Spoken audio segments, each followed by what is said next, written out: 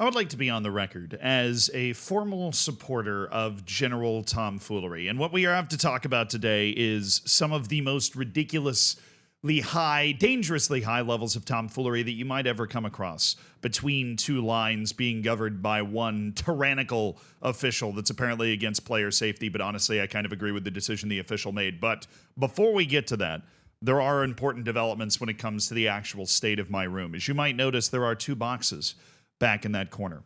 Now, I don't want to get ahead of myself, right? Because I've been known to get ahead of myself. And the last time we got close to actually being able to set up this whole stream and recording room, I ended up having to go on the run in Europe for like 25 days, right? So I don't want to step out. I don't want to make myself too much of a target for any of those major international crime-catching organizations.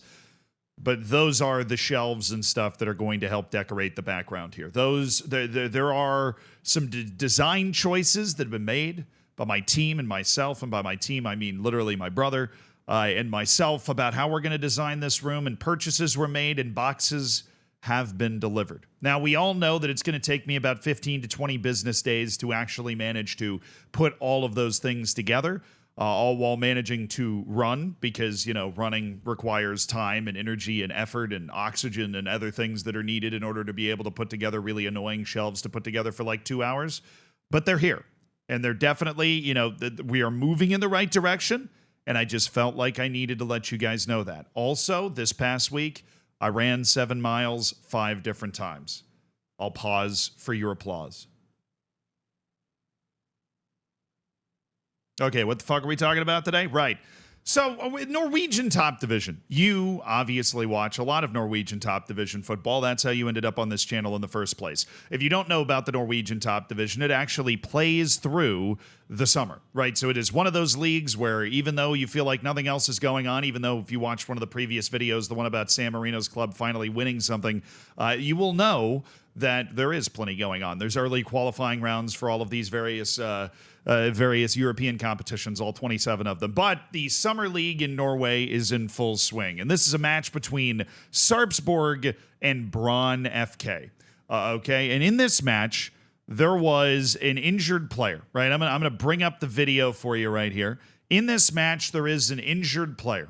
Doesn't look like it's a bad injury. It's some dude just kind of bumping up against the back line of the entire field, getting it stretched out. Looks like maybe he's working on some cramps or something. Pretty normal situation. It's a pretty important match as well. Sarpsborg's battling against relegation this season when it comes to the Norwegian top flights. You know, everything matters. But the Brann fans are a little upset about the fact that this Sarpsborg player is on the ground receiving treatment. It's one of those situations. I'll let the broadcast take it from here.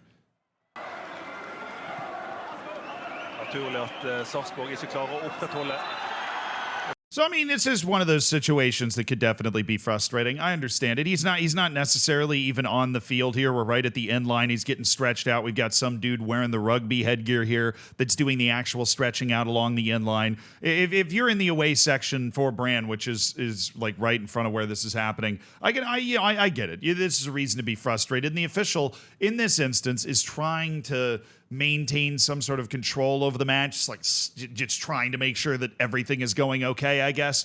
But then you hear the crowd react, and all of a sudden, a very unlikely antagonist appears. So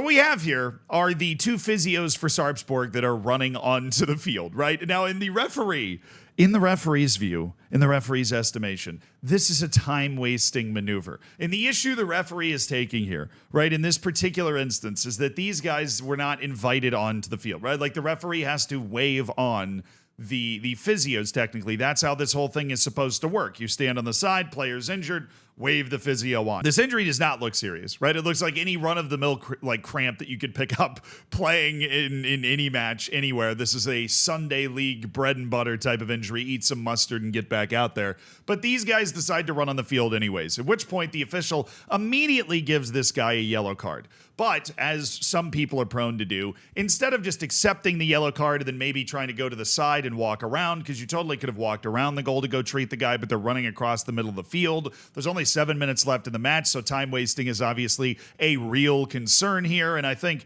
if we're being completely honest with ourselves, The physios are more involved in time wasting than we would like to admit. The physios, especially when people are dropping flops all over the field and these guys are coming on and putting them on stretchers and then all of a sudden they're running right back on the field. The physios are compliant in time wasting more than they'd like to admit. So this official has picked this out and given him a yellow card. But this guy, like I was saying, has gone on and decided to make it worse. As you can see, instantly after receiving the card. So he's just gone and given him a piece of his mind. Just basically told him to fuck off. It seemed like, like he gets the yellow card for running on, tells him to fuck off, and then it gets worse.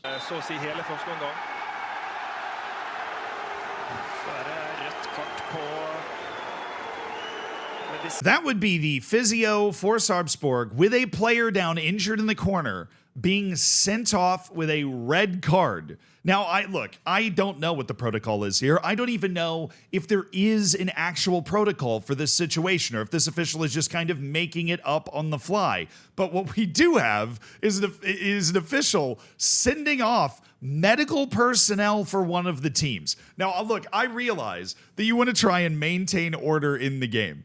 But I feel like we're setting a dangerous precedent if we start ejecting the team doctors here, which raises an interesting question. Like, if you're a team doctor and you're getting the impunity that I am trying to give you because I feel like teams need to have their doctors like on the side. What happens if somebody actually gets a really nasty injury and the team doctor's already in the showers because you ejected him because he told you to fuck off, basically. Team doctors have then become the most powerful time wasters of all time because they can't actually be sent off. Everybody is allowed to be sent off, including fans, by the way, according to the referee with yellow and red cards. And that includes the team doctor. But this is just a tough situation. This is a tough spot to be in for the ref. But this guy also, he definitely didn't think in his wildest dreams that he could be sent off. He did not, which is understandable considering he's a team doctor. Why would you ever, as a team doctor, think that you could be sent off at the first place? But then he tries to get to the ref.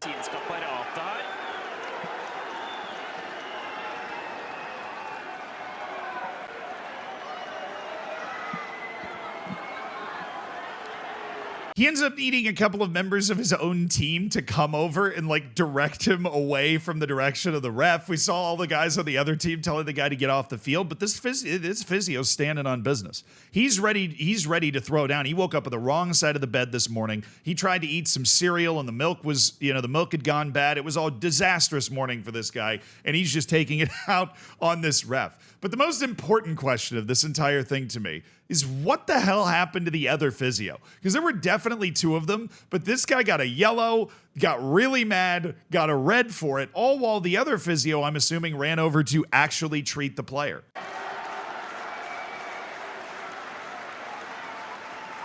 Here we have our knight in shining armor leaving the field. Now we've got a member of the other team who the physio wasn't even there for, receiving a yellow card.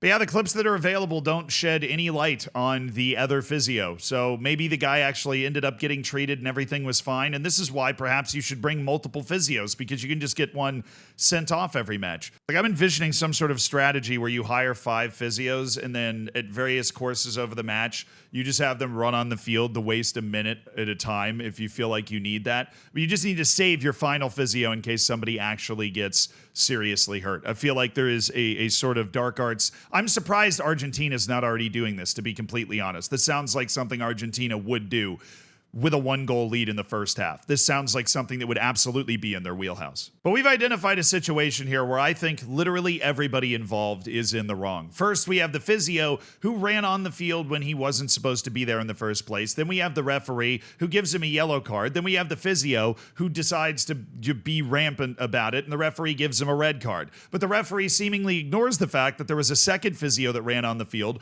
wasting a bunch of time anyways, and treating the player. And perhaps the craziest thing about all of this is this match explodes into life after this happened. I don't know if the physio happened to inspire Sarpsborg, but they ended up scoring a goal to take the lead after that, only for Brann, the team that, is in the red in this video, to come back and score to equalize, meaning that Sarpsborg is still battling against relegation. And another Another important question that maybe everybody has failed to consider: does the physio miss like 2 weeks? I mean, does the physio miss 2 or 3 matches or whatever the rules are in Norway for when you get sent off in the first place? Is this guy not going to be like allowed on the field to treat players? He's just going to be at training, massaging dudes' legs, like, yeah. What are you going to do on Saturday? I don't know. Eat some rotten fish. Just be Norwegian. That just seems fine to me. I don't know. I would imagine if you get a red card, then you probably can't be around for a couple of matches. So that's a first. But it's just, generally a huge shout out to the Norwegian League for keeping very, very high, critically dangerous levels of tomfoolery active in the world of football when there's a lot less leagues going on. I mean, Norway's really got to shoulder the load right now. And Iceland and Sweden and Finland, all the summer leagues, MLS even.